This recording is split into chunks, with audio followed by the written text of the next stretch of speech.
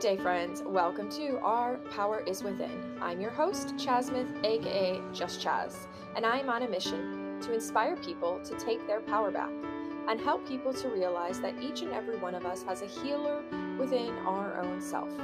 When we can create an environment that supports healing and get out of our own way, we are truly capable of healing in mind, body, and soul. Whether you have been following along this whole time, or if this is your very first episode, thanks for being with me. I appreciate you. And if you do feel called to help spread the message of empowerment, healing, and possibility, please consider leaving a review on Apple Podcast or a 5-star rating if and only if I have earned it. Or you could share your favorite episode on social media and tag me at Our Power is Within. Last week's challenge was to move our body every day. Did you find that this was super easy for you, or was it a little bit more of a challenge? I spent every day this past week walking along the beach in the early morning hours, even catching 2 sunrises, which might be an all-time record for me. Honestly, it might be half of the total sunrises I have ever seen in my life prior to this week. Seriously, you guys, in my past, I was never much of an early riser. But the longer I've been retraining, the easier it is for me to wake up early. And I think it's because this is something I've seriously been visualizing for a while now. And I know that I am on the East Coast and I have even more amazing reasons to wake up early for that sunrise. It is pretty special and I am feeling pretty blessed. Hopefully I will eventually get out there that early every day, but those are goals, right? One step at a time. I also, speaking of movement, got this new toy this week called a paraball, and I got to take that out to the beach and play with it, and that was an entirely new, fun physical and mental challenge. So how about you? What did you try this week? Did you try anything new for movement? For this week's challenge, we're going with classic neuroplasticity support. I challenge you to change something in your routine every day. And you guys, the ideas here are endless. Maybe you are someone who normally makes your bed every day. And this week, see if you can leave it messy. I know. Trust me, I know it's challenging because I tried that one. But I didn't. Or maybe you don't normally make your bed, and this week you actually practice making it immediately upon awaking. Or maybe you have a specific morning routine and an order that you do things in the morning and you change that up in some way. Or you have a specific route you take to work and you can change that up, take a new way that you've never tried before. I encourage you to play with this and just make it fun. This is a really good way to become more aware, more intentional, and more conscious. So let me know how it goes. A couple things before I introduce you to our guest today.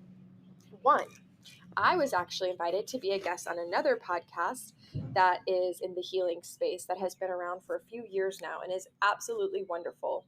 It is called the Mind and Fitness Podcast, and Eddie Lindstein is the host. He is a really amazing host. He has amazing guests and interviews, but he's a really good interviewer. Like, I honestly feel I could learn a lot from him. He is just so fun and engaging. He asks really creative questions, and I just feel that every episode of his podcast is so informative. So if you've actually never checked his podcast out, I really encourage you to check his podcast out, geek out on past episodes, and definitely check out the one this coming week, which will be posted tomorrow, the 19th of May, with me. Yay! Also, I want to apologize in advance and say thank you for your understanding and patience as I navigate the technology side of podcasting, because this week's episode audio quality is straight terrible. There is some background noise that I cannot figure out how to eliminate, and oh my goodness, you guys, this tech stuff, it's a work in progress for me, and I am constantly trying to figure things out, and I am learning as I go.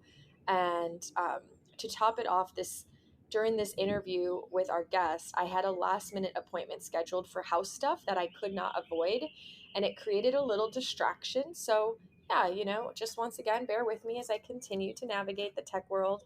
I will continue to get better over time, and I do hope that it's not too distracting for you to still enjoy the awesome chat that I get to have with a really amazing guest today.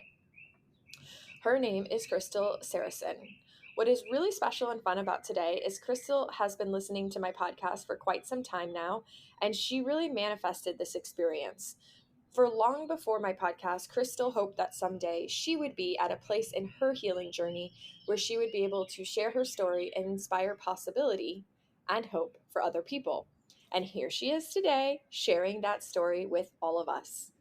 Krystal has a really awesome way of interpreting and integrating so many powerful tools that she has used along the way in her journey. She shares all about it and how and what was helpful at what part of her process. And we talk about the benefits that have far exceeded her physical well being, including improvements in her life, her family, her children, and more. We also talk about what she's up to these days, and I hope you enjoy today with Krystal. Hey, Krystal, thank you so much for being here with me today and being willing to show up and share your story with people in hopes that you can help inspire somebody on their journey. Yeah. Hey, thanks so much for having me. It honestly feels like a miracle that I'm here to tell my story, and I'm so excited. This was something I wasn't sure if I would ever be able to do, and I really was inspired by other people's recovery stories. So I'm thrilled to be able to hopefully lend some of that back to the next people. Awesome. Well, I would say let's go ahead and get right into it because there's so many beautiful things I want to go over with you today. And I think we're going to start with, if you're okay with this, talking about what you feel led you into your perfect storm looking back. Sure. Yeah. So I think my story actually can be one that many people can relate to. And looking back now with this different brain and having a different experience of the world, I can see that I was really shaped growing up, probably from in utero, just what science tells us about moms and babies and stress. But I think my limbic system and nervous system were honestly being shaped for protection and dysregulation throughout my entire life, really from birth until I started retraining. Um, you know, but I really looked on the outside normal. What people would be called kind of like high functioning or high achieving.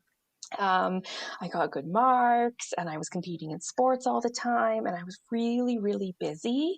But while that was happening, it was shaping my nervous system and brain. Instead of how we're wired for connection and safety with other people, it was shaping me to understand that the world was a competition and survival was being better than others. And this is, of course, all subconsciously. Like I had friends and I loved being around people, but it's not that I wanted to be better. It was just that this is the way it was. And so there was times I learned from a really young age that if you had injuries in sports, like they were an annoyance. You pushed through and you competed and you trained, like you just disconnected from that pain and you kept going. It wasn't something to be tended to really, or to make you stop. And so one of the biggest things that started my perfect storm was a concussion at 16, and then going 2 days later to a gymnastics competition and flipping around upside down with this brain that was so traumatized and stuck and hurting. And we had no idea back then in the 90s that was not okay. So I just kept going, and I really learned to survive by not feeling and just pushing down whatever came up from my body and ignoring it and continuing on. And then I was, now I laugh looking back at it, but I was also training as I became 16 to become a lifeguard in the little spare time I had, which was, and first responders and anyone in the helping field can understand this. It was shaping my brain and nervous system hours on end, looking for the worst thing that could possibly happen. And then I went into this job full of adrenaline where you really need to be on edge and high alert when my brain was already and nervous system already primed like that, because you're waiting for the worst thing that could happen. And if you don't do your job, then the worst thing can happen. So there's a lot of adrenaline, or if there is a rescue, then you're flooded with adrenaline. And it really, I think, just shaped my poor brain to think that everything was a threat and you always got to watch out.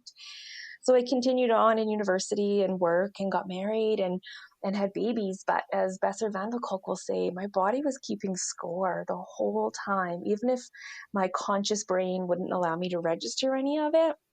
And yeah, things just started to go downhill. From 17 is when I got my first presentation of ITS, as we call them in DNRS, or symptoms for others. And it wasn't until the birth of my second son at 33 when my body finally said no. And I had to attend to those because my world was no longer as I knew it. Everything changed and began my road to recovery from there. But yeah. Okay. Yeah. Crazy story, but it's so interesting, isn't it? When we're in it, we're just in it. But when we go through, different modalities and tools and do the inner healing work, it's crazy how we can look back and really see the map, see the path, see the road that led us to where we were.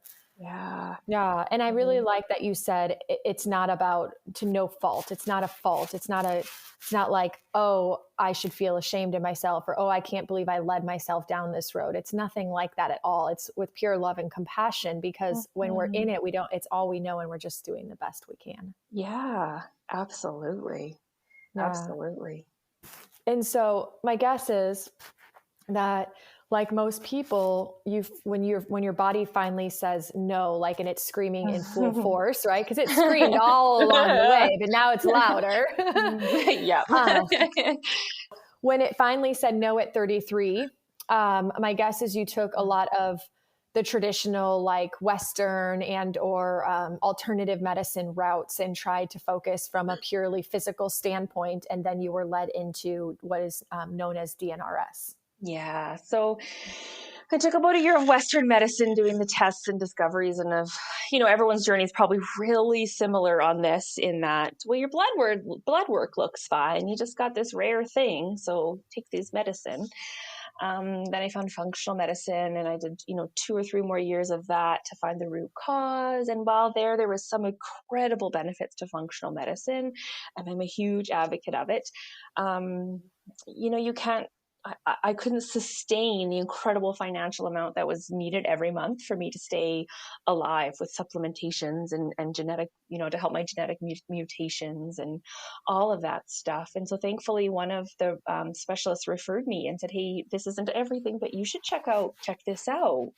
We'll treat your body. Go, and nonchalantly, he said, go check this thing out. And so, yeah, but by then, of course, I had done acupuncture and cranial sacral therapy with an osteopath, and Reiki, and everything that you could imagine. And they all have a really important role in place, but they're still, when the brain is stuck and the nervous system is stuck, you need something outside of those appointments. I would laugh, and I always tell the story like this. The cranial sacral therapist would put me into ventral vagal or parasympathetic, where the limbic system would turn off. And it would be the most profound feeling. And I didn't even know what it was when it was happening. And I saw him every week. But as soon as I would walk out of his office and a snowflake would fall, my brain would code that as a threat. And then I would be back stuck running the chronic stress response and the dysregulated nervous system. So yeah, they're all so important, but I still think root cause resolution is attending to the brain and the nervous system to help it heal. Yeah, I really agree. And I also agree with you that there are a lot of really beautiful tools that we can access. But again, it is so important for anyone who does have the dysregulated nervous system or limbic impairment that we have to address that first, because when we can show up and utilize these other really beautiful tools like energy work and acupressure, and all that great stuff, it's going to be so much more powerful when it can actually support us and we have the system that's ready for the support. Yeah. And I think understanding what's happening in your body is really important, and that you can have control over it versus feeling like it's out of control and it's just this thing that's happening, or you're broken.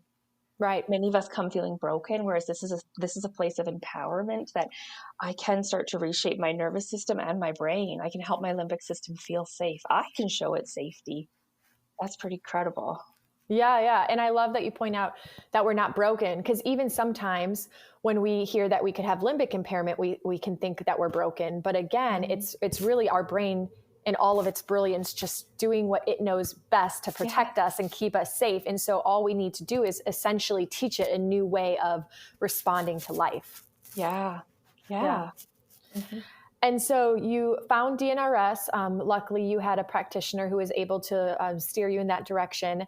And did you do an in person, or did you do the DVDs or online? So I did the online and I practiced for about 4 months. And actually, by that point, I had ridden the wave or the roller coaster of this is the thing that will help, or this is the actual root cause. We're going to run this test and find out it's this. I'd done that roller coaster for so many years that I didn't have hope. I was just like, okay, well, there's this other thing. And so I thought, I have to try. I've literally tried everything you could imagine, and I can't keep going this way. So I did online, and I thought I'll give it a try. Of course, the limbic system has chatter, and I can now look back and think that's Limby trying to protect me. Yeah. And, oh, more money, Limby. She's worried about money and all that stuff. So I did 4 months, and at that point, I was able to then start tolerating food and eating again, so that I could travel. It was fairly close. It was within my province. It was a couple-hour plane ride, but I hadn't been able to go prior to that. So it gave me the freedom and the ability to get on the plane, to eat the food at the seminar. And then I went into the in-person seminar, and I made huge, huge progress from 0 to 4 months on my own. It was pretty incredible being able to eat food again, and, all the other stuff that happens with our its. But the seminar was a huge turning point for me. Just the psychological healing of being around others. I hadn't met anybody else with a limbic system impairment, or these other labels, as I like to call them, that they give you of your its, and then being bathed in the mirror neurons of the rounds of other people every day for 3 hours in the afternoon. That's when I was able to access for the first time in a solid 6 years emotions that were not those of survival. Yeah. Wow. Yeah. I've heard so many wonderful things about the experience that people get to have at the in-persons. Like, it seems like if it's something that can be afforded or created or possible, it seems like a really, really great opportunity. Yeah. Yeah. Yeah. And so what happened after that? So then there was some pretty big shifts, and that was at 4 months, and then I came home and I just kept working the program. When I have spoken about this before, I said the last kind of pathway of the past, or POP, or limbic system behavior, that I let stay is perfectionism. So that was a survival pattern of my brain and nervous system: is you need to be the best to be safe. And so I just let that go in terms of working my rounds. I worked them. I got up and did them before my children got up. I had really small children at the time.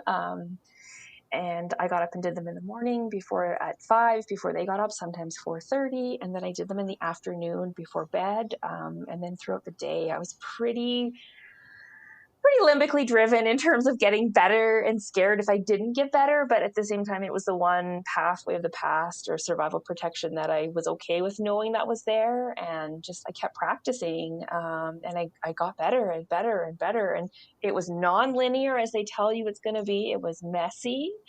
But it was always in an upward trajectory. And I just wasn't going to stop until I got better. Once I saw that this was the ticket and this was the key, I just kept going. Mm-hmm. And so I think I had read that it was around 12 months that you decided that you were going to be less rigid with completing your rounds, because you felt like you reached a point of what felt like recovery to you. Yeah. So I knew when I first started, I said, okay, knowing where I'm at and my its and all the things that were happening, I knew I would need at least a year or two, was my internal dedication. And anything beyond that we would just see. But around the year, the limbic system started to chatter about, like, what does recovery look like? Are you there? How much, like, what is this? Like, how is it going to be? Because I had just read, like, on the community forum, or hearing other people, just, I'm recovered. So I thought, well, does that mean I never have any more limbic activation? Does that mean I don't have any its? And then I decided that after some contemplation and talking to my limbic and nervous system, that at 12, 13 months, this was the best I had felt in my entire life. Like, I had never experienced a calm brain like this. I had never experienced and where I had come from and what I could do. I thought, why am I waiting? It's just a limbic, it's actually just a survival pattern looking for this perfect thing of recovery. And so I decided that I was in recovery. And if I was no longer waiting and looking as in, did an it pop up? Oh, I'm not in recovery. It was, I'm in recovery. And if I have it's a couple it's once in a while for the rest of my life, so be it. But taking that pressure off, letting the limbic system let that pathway of the past go and that survival pattern go, actually then propelled me even further into the next level of healing. And it's essentially slowly disappeared to nothing. And I was able to move into now adding in different methodologies or different tools and just using my rounds instead of rigidity, this thing I must do. It was, here's my mood. I want to elevate it. I want to feel really good. Or I'm just going to do, one round a day instead of, 2 hours a day. And enjoy life and take that pressure off of having to heal to I am healed, and whatever comes from now is bliss and a Yeah. bonus. Yeah, it's so huge because what I hear is like you reached a place of indifference of like I'm proclaiming that I'm in recovery, and if it show up, whatever, like that's total indifference. Like they no longer have this power over you, Yeah. and yeah, I can see how that could be a really powerful, because I know through firsthand experience for me, I've definitely done the back and forth, like quite opposite of what you reached, which is where I feel like I'm doing really good, really good, really good. And then it comes and you have all those fears like, oh my God, what did I do to fall? What did I do Uh-huh. wrong? I'm not doing hard enough. I didn't try. Oh my Yeah. gosh, Yeah. I need to do Yeah. more. Yeah. Yeah. And then I love that, recognizing, hey, that comes in, but I have this ability to step back and remind myself, like, no, that's okay. That's not our story. We're right on time. We're still on track. We're still moving ahead. Yeah, yeah.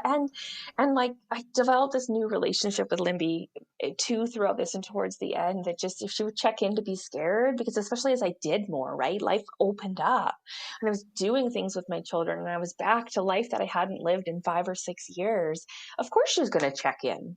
And there may be but she's just like my children being 2, 3, and 4 at the time, like they check in with new things too, because they're just walking limbic systems.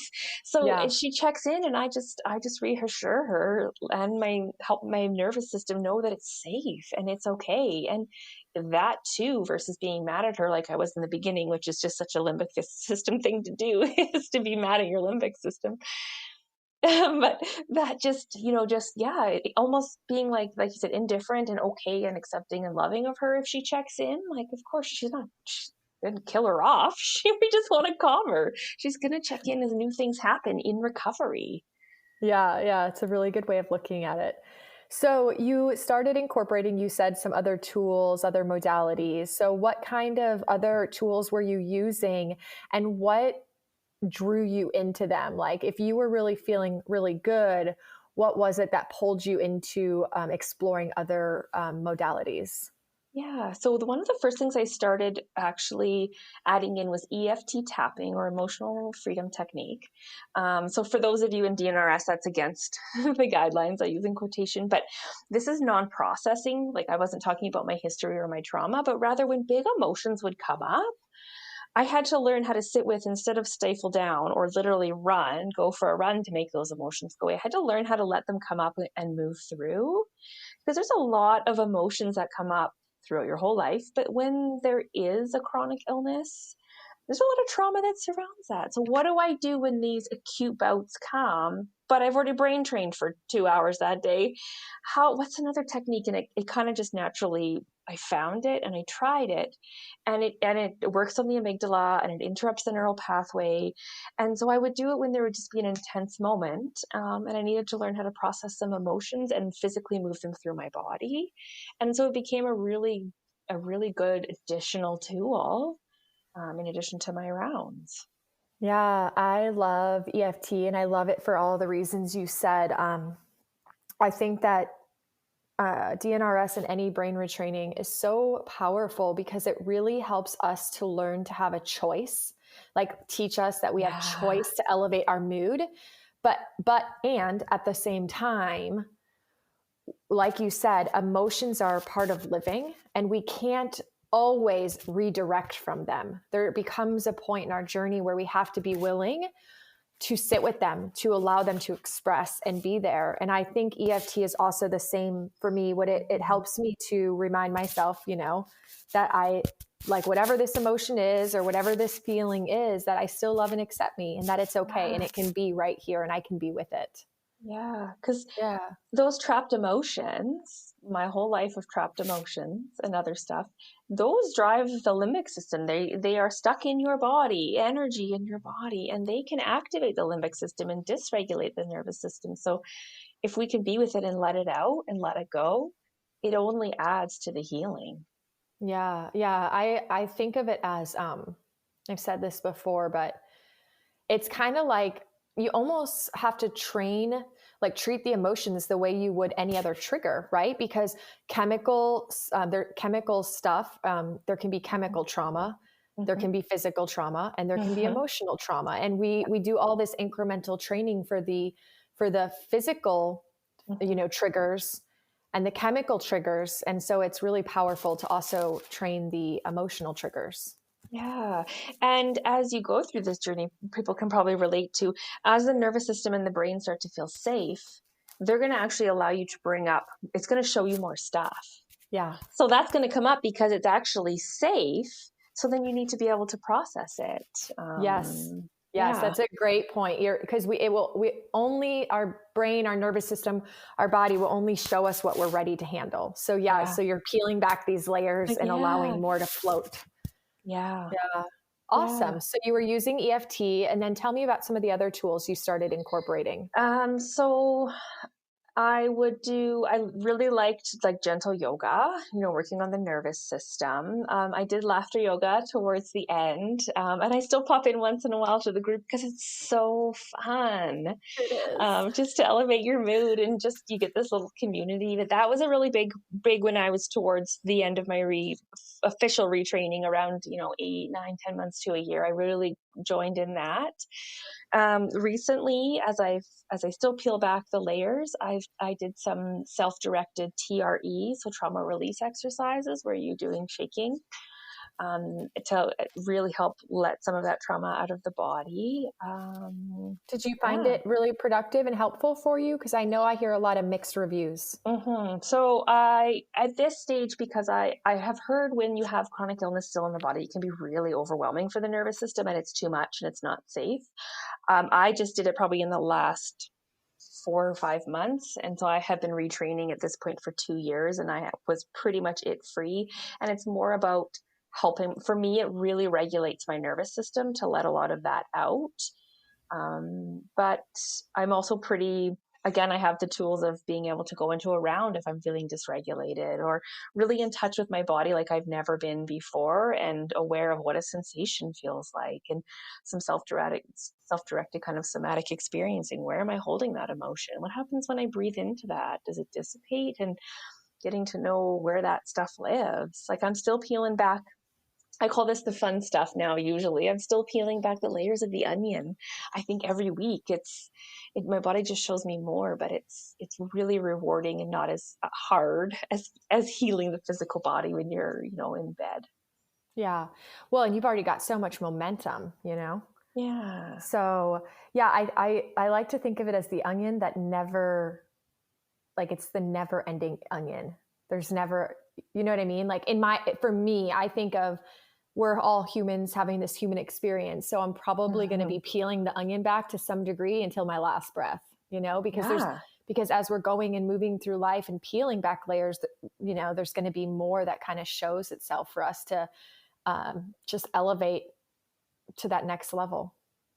Yeah, totally. And especially kind of peeling the layer of like, if I knew that this shaped me for brain and body protection, this way of life, the only way I knew how do I move forward in life so that I don't do that again? What does life look like so that I have this incredible balance and ease, and I nourish my body and my nervous system, and and I shape them for connection now and keep them healthy. What, like, that's a layer. How do you figure that out moving forward? As you encounter stressors coming back on of life, getting back into it, and work comes on and things come on. How do you, oh, well, interesting. That pattern's coming up again. Okay.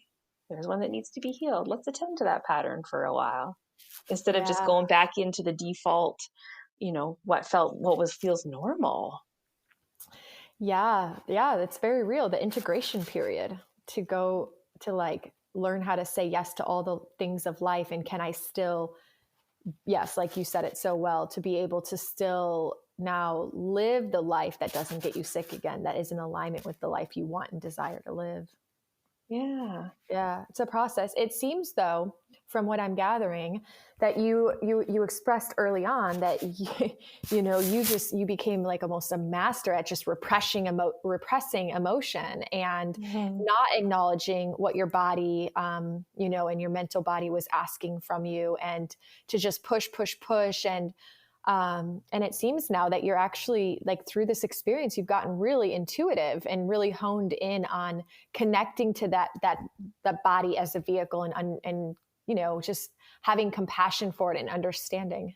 Yeah, yeah, and yeah, that's a really good reflection and summary. It's been a long process, because there's a lot of anger towards what happened and not understanding how I got sick or why I got sick. So as I healed and can look back, so much compassion for this vessel that I'm in, this vehicle to carry me through life that I didn't listen to Yeah. in order to be okay and what I needed to do. But yeah, now it's so wise, and things come up and I want to nurture it and help it be okay. And yeah, intuition is so fun to tap into now. That was not available before.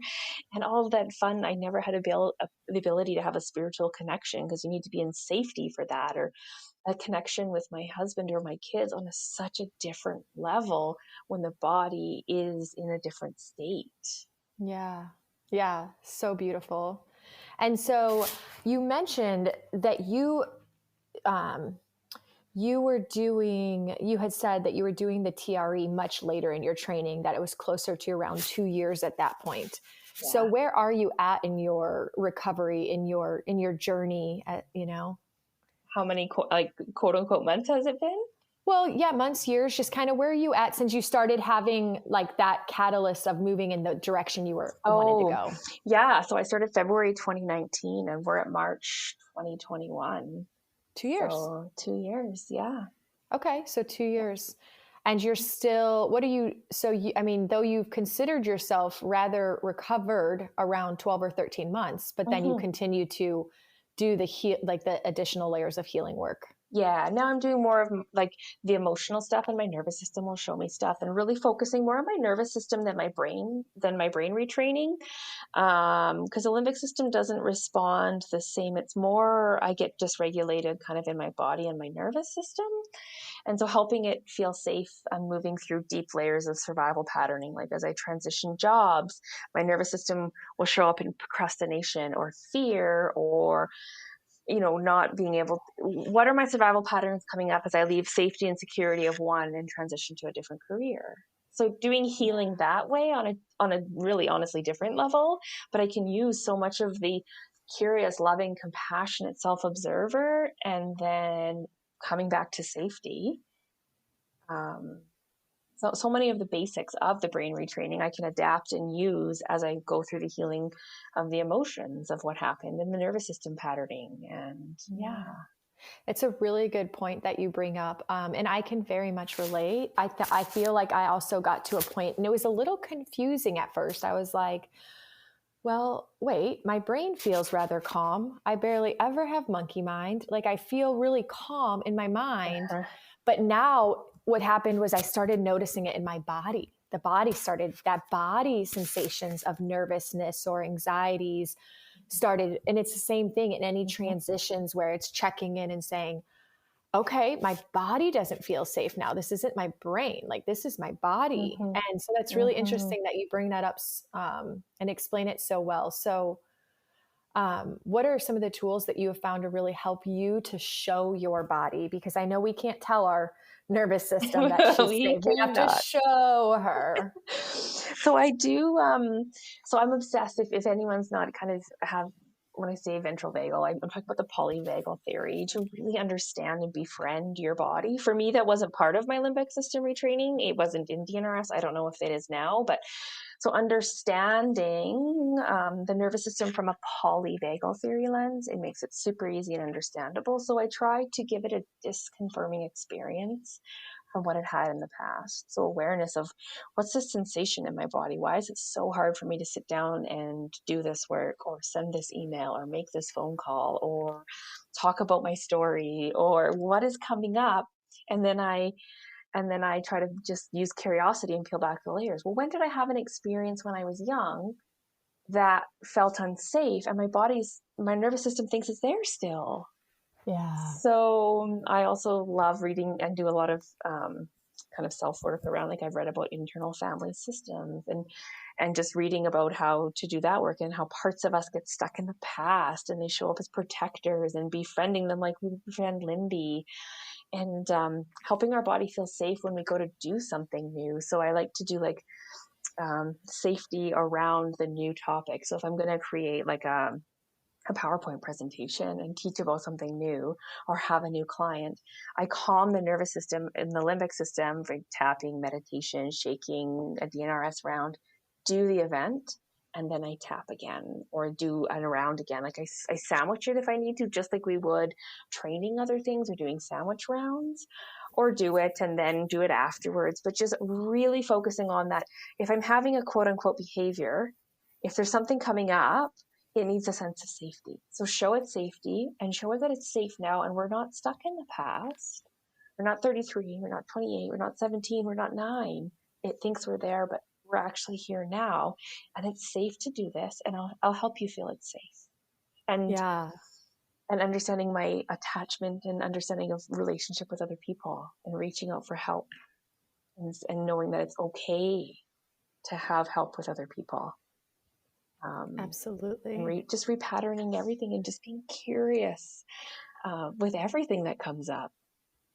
Yeah, so good. And so do you have anyone that kind of specializes in polyvagal that you've kind of looked up to or followed to learn from?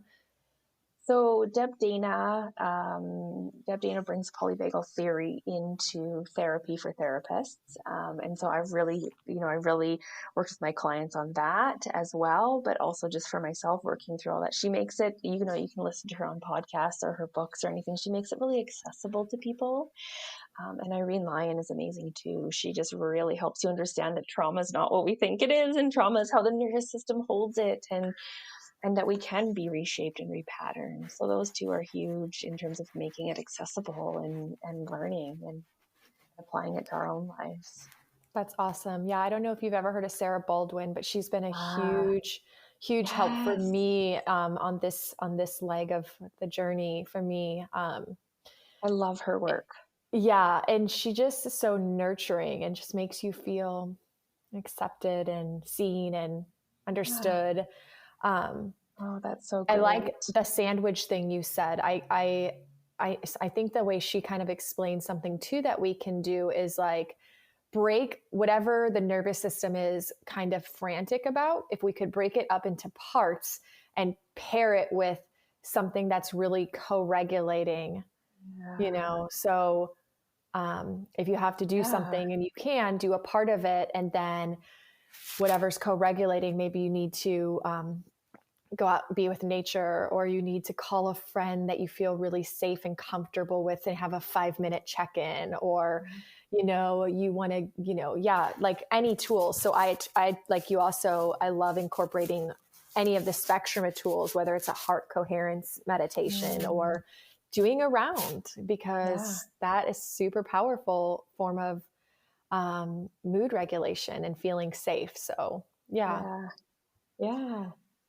I would love for you to actually, speaking of polyvagal theory, while we're on this topic, I would love for you to kind of talk about how you are using this this theory, this practice, this tool in Mm. parenting and any other tools, modalities, like wisdom that you've gained through this 2 year, healing, becoming, transforming process, how Mm. you use that now and how that shows up in your dynamic as a mom to your children. Yeah. So I had the pleasure or privilege of having really small kids when I was doing this. And I say that because they're beautiful walking representations of the limbic system. So if I wasn't ever sure of how Limby was acting, watching them respond, I just was like, oh, okay, I can see. We saw a bear one time. We were on a nature hike with the kids, and they were 3 and 5, I think. And we literally saw a bear.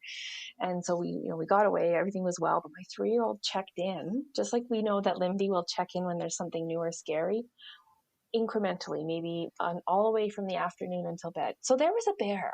Remember the bear? There was a bear. And so it's helped me understand their limbic systems, but polyvagal theory really, and understanding the autonomic nervous system and how we get shaped for protection or shaped for connection, and how we need to co-regulate, has really profoundly shaped my understanding of parenting and how to help them be shaped for connection, and how I see, obviously, emotion, because we live in kind of Western society where there's always the stereotypes, or people feel like they're being judged because their kids are having a meltdown, when a meltdown is actually a beautiful release and it's going to help them regulate, and they might need some boundaries and support around that, but it's not a bad kid. I don't have to make their emotions go away. Whether I get to be a co-regulator for them and help them just ride the wave of emotion versus stuffing it down or making it go away. And so polyvagal, it helps in every relationship, but especially kids, because they're so neuroplastic, their brain and their nervous systems, that they're feeding off me. They change so profoundly with me. As I changed and rewired, so did they, but also allowing me just to understand that biology drives our behavior. Biology drives my behavior at this age. It drives your behavior. It drives all kids' behavior. And so it's not just a behavior. Behavior is communication of the biology underneath. Are they shut down? Are they in the limbic system? Are they dysregulated? And then how do we just help them co-regulate and come back into safety? In that it's going to shape their brains, and it's going to profoundly change the outcome of their life, if we're shaped for connection and not shaped for protection.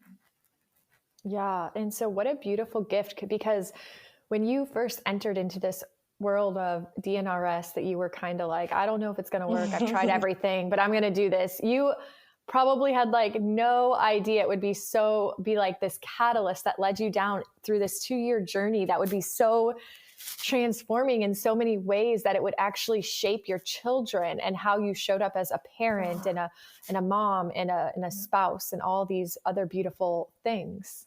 Oh, yeah, I had no idea. Now I've stopped even guessing that my journey is quote unquote over, or that something else isn't going to come off, like you said, with the onion. But this has just been this has been secondarily profound. One, being able to heal my body and not be, so bedbound or so unwell, has been the first change and the first really important part. But the second part is my ability to parent completely differently.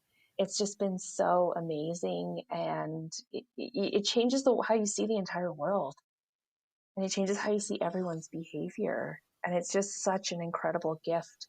But it's kind of like a lifestyle. It's, once you heal, and it's a lifestyle, you get to choose. You get to choose to elevate your emotion. You get to choose to create this incredible mental health. You get to choose to understand why my kid's behavior is dysregulating my nervous system. Actually has nothing to do with them. It has to do with my childhood stuff and my wounds, and how do I bring that to awareness. And every time I heal me, it's healing and shaping them for connection. And I'm going to say it again, and not protection.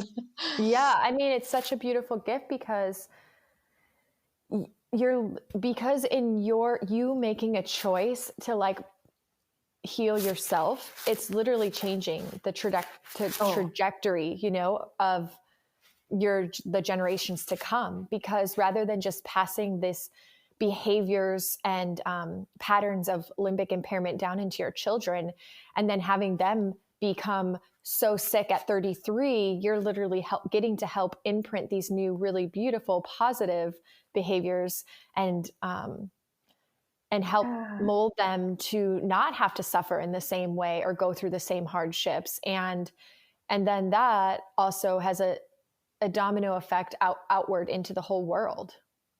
Yeah. Yeah. Yeah. Because they're just tiny humans that are going to grow up and be the next, generation that are part of the collective. Yeah, and it impacts their relationship with their peers. It impacts their relationship with teachers. Like you said, they're the collective. They're going to impact so many people that this becomes not about, yes, it becomes in the beginning about physically healing and saving yourself, but it becomes about so much more. Honestly, it's endless. I think once you learn about your neurobiology and the power that is within to heal, it becomes endless what we can do with it. Yeah. That's why I really try not to even for myself call it a healing journey anymore. It's just like, for me, I look at it as a journey of becoming more of the truth of who I am, the me I'm meant to be, stepping into alignment with who we really are. Because as you peel every layer back, you're actually aligning more to the truth. Yeah. I like that. That. I might steal that. Yeah. And I know one of my other guests recently, she calls it just a transformational journey, because that's what we are all doing, is transforming. Yeah. Do you have any examples that you could think of to share of what, as you were rewiring and you noticed your children were rewiring alongside of you? Can you think of anything concrete or specific that pops out? Yeah. So my son, he's 6 now, was 4 when I started. And because of just what we had gone through together, and they just mirror you, kids are mirroring you to shape their brain. He was very highly anxious. And so he had to go to school at 5 to kindergarten, and his anxiety was just through the roof. Like, we couldn't get him out of the house. Like, I don't want to trigger anybody, but it was, kicking, screaming, yelling, having to hold him to take him to kindergarten. He was okay once he got there, but to get out the door every day was pretty difficult for all of us. And as I rewired, and as he rewired, and as I understood his nervous system and what he needed, it profoundly changed. So his anxiety doesn't exist anymore. That is so awesome. That's crazy. See, he could have grown up to be just this like anxious, child into anxious adulthood. Yeah. And I did a little bit of training with him around, he had quite a lot of food allergies and really bad seasonal allergies developing, drops in his eyes, lots of food sensitivities. And so I did just a couple of weeks of kids rounds with him at night, where you basically just do your round with him with a modified thing. And we didn't put any drops in his eyes, any medication in his eyes, and his nose cleared up. It's been insane what has happened for him, and allowing him to feel his emotions too. But yeah, it's profoundly changed his life by rewiring his brain and calming his nervous system right along with mine. Wow. And so a kids round, I never heard of this. It's essentially you're doing a round for yourself, but with him in the space with you. Yeah. So in the first steps, you say things just a little bit differently. My brain is stuck in the muck. And then you do a past memory with them or a future memory. And I would just do it with him laying in bed at night, and he'd be like, "Where do you want to go today?" And he would just create, "We're going to go to the monster trucks." So he's little, so he'd get up and jump and pretend we're at the monster trucks, and then we talk about it, and then we just pick another one, or we pick a memory that he loved. Oh, you didn't just do your round out loud with him. You actually made it like a storytelling time so that he could be a part of it. Yeah. Yeah, that's exactly it. I have never heard of this. Where did you learn it? At the seminar. Oh, okay. Yeah, I didn't have the blessing of doing the in-person seminar, but that is so awesome. And that is a tool that almost any parent could just use if they really wanted to. Yeah. Yes, absolutely. Yes, that is awesome. Thank you so much for sharing. What a beautiful experience. I am not a parent, but if I was, I just feel like that would be almost more exciting to witness the changes happening in my child than in my own physical healing, you know? What an honor to witness that. Yeah, yeah, it's pretty special, and it does feel absolutely incredible and able to help them like that in that way. Yeah, that is awesome. And so, what are you up to these days? In what way? What do you mean? In life, you have now gotten to a place where you've witnessed the benefits of how the rewiring has showed up in your relationships, as a parent, in your own body. So, are there any other ways that you've noticed the benefits in your life? Yeah, so honestly, it affects every single area, like we've kind of touched on. And now my journey has inspired me to move. I'm currently working in the Western medical system as a mental health clinician, but I've retrained in the last year as well to do functional nutrition. So it's a branch of functional medicine using food as medicine. And I've noticed with clients, you got to start with the limbic system and the nervous system. And so this has seeped into my whole world, even to my career now, in helping them get to the place where before we put any food in, that we need their body to be in ventral vagal or parasympathetic. How do we get their body receptive so that they can take in the amazing nutrition that we're using? And how can they understand what's happening in their relationship with food? We can use the nervous system and survival patterns and eating behaviors and seeing what's going on. And why can't I add more water into my day? Why is that so difficult? I want to drink more water, but I can't. Or what's happening with my sleep? It's just, yeah, it's kind of, I laugh that people are going to get sick of me talking about the nervous system and the limbic system, but it's so life changing that it's changed my work. It's changed my whole entire life with my family and my kids. And now I'm just really discovering what life looks like. Yeah, makes sense. Do you work for an organization or do you just work for yourself? I work with an integrative health clinic here in my hometown in BC. I found the clinic. I was attending trauma therapy here and cranial sacral therapy before I found brain retraining. And I love the clinic and I love the atmosphere and the colleagues and their integrative approach to mind, body, heart, wholeness, and wellness. So I've come on to the team and helping serve people that way. That's awesome. So is that what you kind of just is that what you just see yourself sticking with right now? That's your next like kind of next step is just continuing with that and building that? Yeah, so far. Because I've learned not to predict too far in the future because I never know what's happening anymore in such a great way. And the doors that open when you're connected and aligned and in your intuition and you're surrounded by those on the same kind of level and vibration and alignment, the things present themselves, right? Opportunities present themselves that were never available before. So this is where I am for now.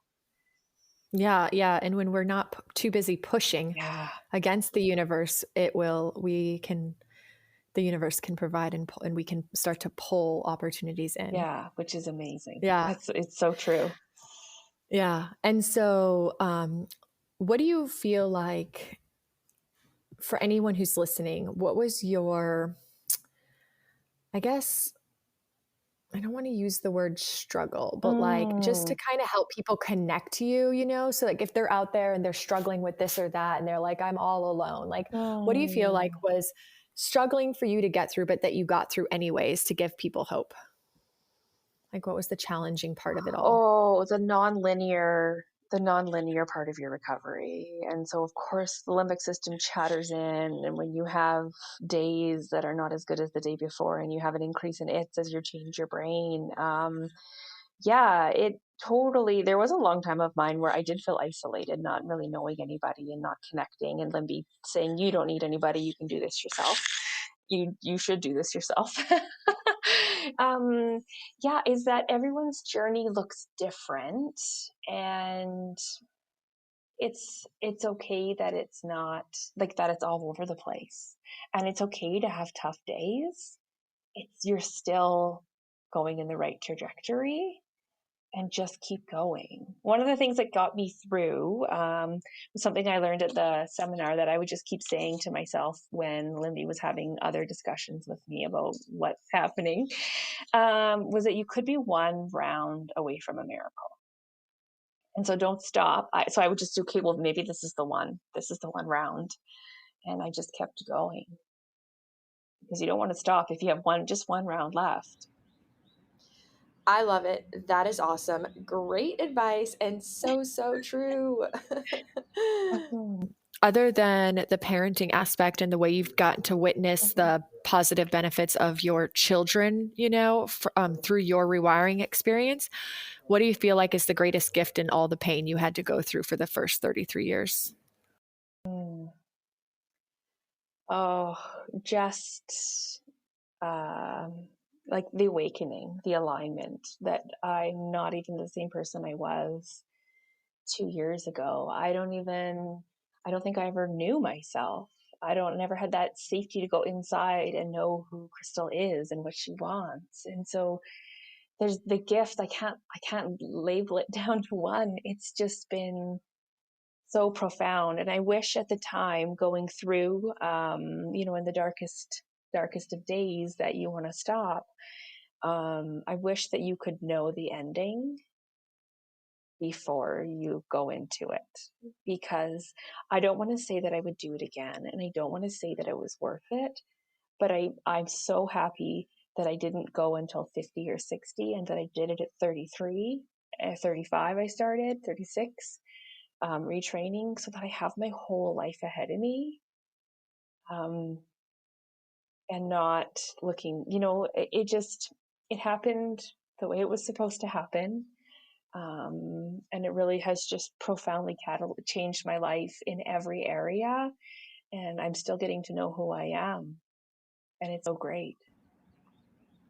Yeah, that is beautiful. I can really relate. I know that being that I'm 40 going on 41, I've had moments in my life where I struggle with feeling like I'm behind or I'm so old to be doing all of this work. But then I think about how we're never too old. There are people who are in their 60s and older doing this work, and I'm so proud of them.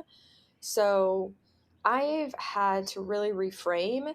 And rather than thinking, oh, I'm already 40, I just get to be grateful and think I am only 40. Yeah. Yeah. Yeah. And so, for anyone who's listening, what would be now that you're on this other side, and I know it's a lifetime journey, but you're 2 years in and you are on the other side. So, what would be if you had to, like, if you had one message you wanted to share with the world or one piece of advice, what would you say to sum it up? It's worth it. Retraining your brain, understanding your brain and your nervous system is so worth it. If you're in it, just keep going. You could be that one round away from your miracle, or that point where you are decided you're recovered, because this is better than you've ever felt.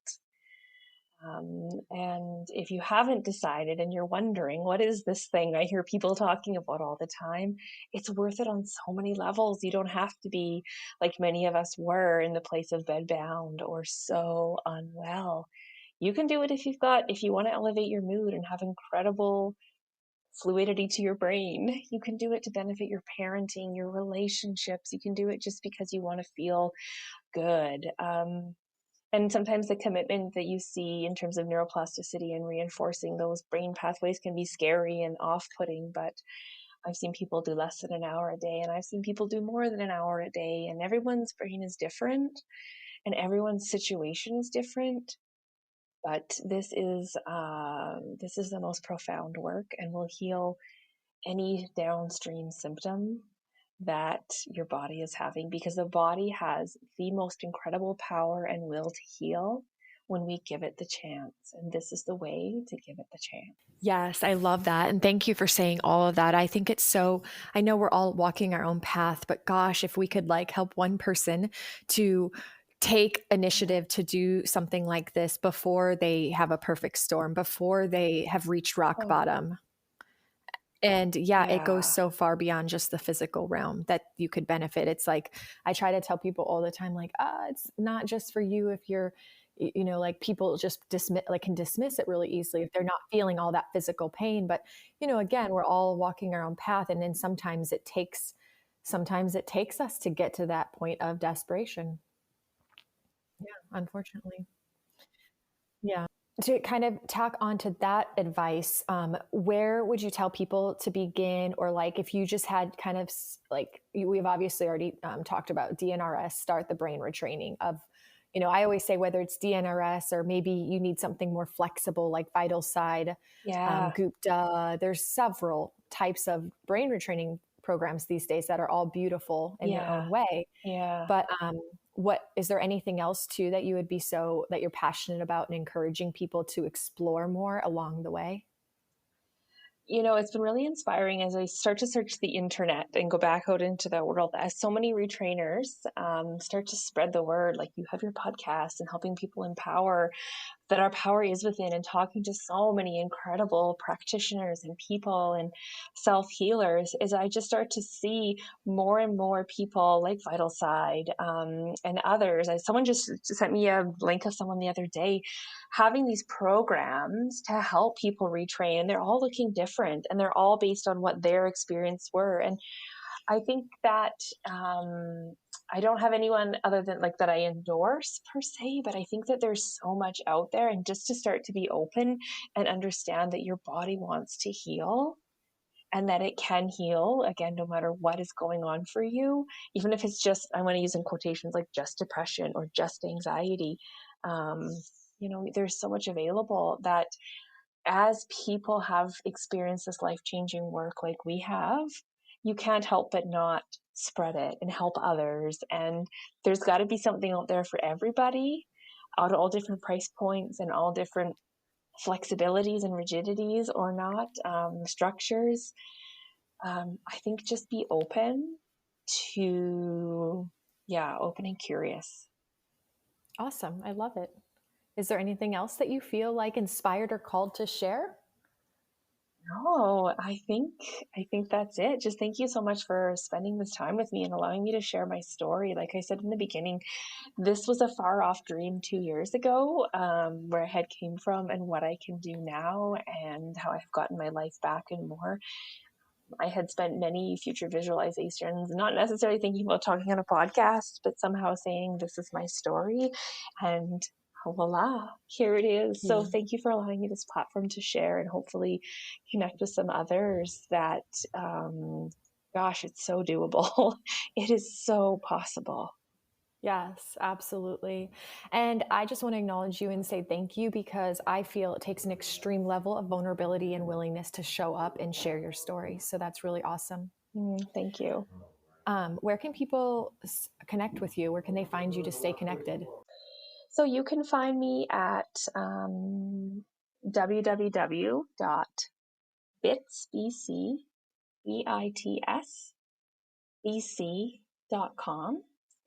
And that is the clinic the integrative clinic where I work at Bedford Integrative Therapeutic Services here in BC. And I see people in person, or with the advent of the world online now, we're not limited to my area. If you want to look at how the nervous system and nutrition or any of those sorts of things, that's where they can reach me.